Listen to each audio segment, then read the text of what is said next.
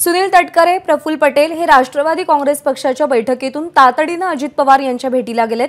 जागा वाटप आजच अंतिम होणार असल्याने पक्षांतर्गत चर्चेसाठी हे दोनही नेते गेल्याची माहिती राष्ट्रवादी पक्षातल्या सूत्रांनी दिली आहे। दरम्यान अजित पवार, प्रफुल्ल पटेल आणि सुनील तटकरे आजच केंद्रीय गृहमंत्री अमित शहा यांची भेट घेण्याची शक्यता आहे। निलेश बुधावले आपले प्रतिनिधी सध्या आपल्यासोबत आहेत। निलेश, जागा वाटपासंदर्भातला निर्णायक दिवस आहे आजचा, काय घडामोडी घडतायत राष्ट्रवादीमध्ये?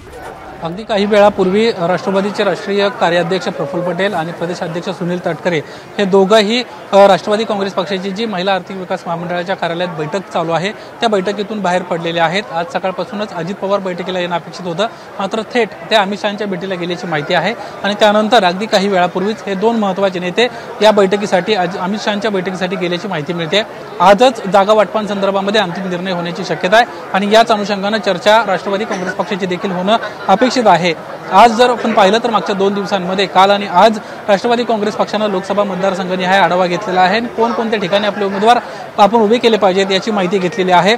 हाच सर्व आढावा घेतल्यानंतर आता सुनील तटकरे देखील अजितदादांच्या भेटीला गेलेले आहेत। काही वेळा काल रात्री उशिरा अजित पवारांची अमित शहांची बैठक पार पडली होती आणि आज पुन्हा एकदा ही बैठक पार पडणार आहे अशी देखील माहिती मिळाली आहे। तत्पूर्वी पक्षात प्रदेशाध्यक्ष आणि राष्ट्रीय कार्याध्यक्ष यांच्यासोबत चर्चा करण्यासाठी आता अजित पवारांच्या भेटीसाठी हे दोन महत्त्वाचे नेते गेल्याची माहिती आहे।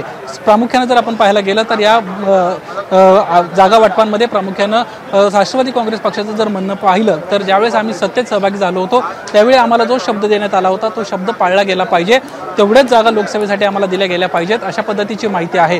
विधानसभा आणि लोकसभेसाठी ज्यावेळेस पक्ष सत्तेत सहभागी झाला होता त्याच वेळेस एक निर्णायक निर्णय घेण्यात आला होता आणि तोच निर्णय आज देखील अमित शहांसमोर भूमिका ही मांडणार असल्याची आपल्याला माहिती आहे। काही वेळातच ही बैठक पार पडेल आणि या बैठकीनंतर महायुतीचे जे उमेदवार आहेत यांची निश्चिती होताना आपल्याला पाहायला मिळेल।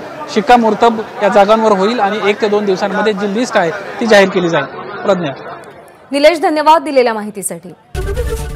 एबीपी माझा, उघडा डोळे बघा नीट।